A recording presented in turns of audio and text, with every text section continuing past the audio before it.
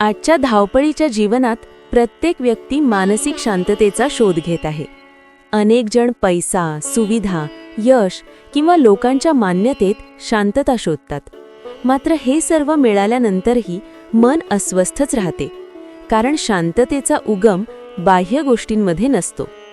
मानसिक अस्वस्थतेचं मुख्य कारण म्हणजे आपल्या विचारांची गोंधळलेली अवस्था.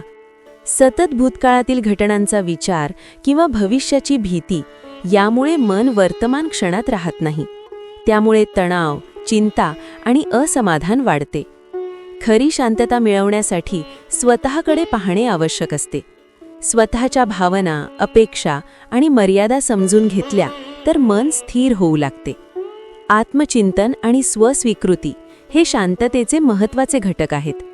ध्यान, श्वसनाचे व्यायाम, मौन आणि एकांत यामुळे मनावर नियंत्रण मिळवता येते. हे उपाय बाह्य परिस्थिती बदलत नाहीत, पण परिस्थितीकडे पाहण्याचा दृष्टिकोन नक्कीच बदलतात. शांतता म्हणजे समस्या नसणे नव्हे, तर समस्यांना सामोरे जाण्याची मानसिक ताकद असणे होय. जे आपल्या हातात नाही ते स्वीकारणे आणि जे शक्य आहे त्यासाठी प्रयत्न करणे, यामध्येच अंतशांती असते. म्हणूनच शांततेचा शोध बाहेर न करता स्वतःच्या मनात करणे अधिक परिणामकारक ठरते. आतली शांतता मिळाल्यानंतर बाह्य परिस्थितीचा परिणाम आपल्यावर कमी होतो.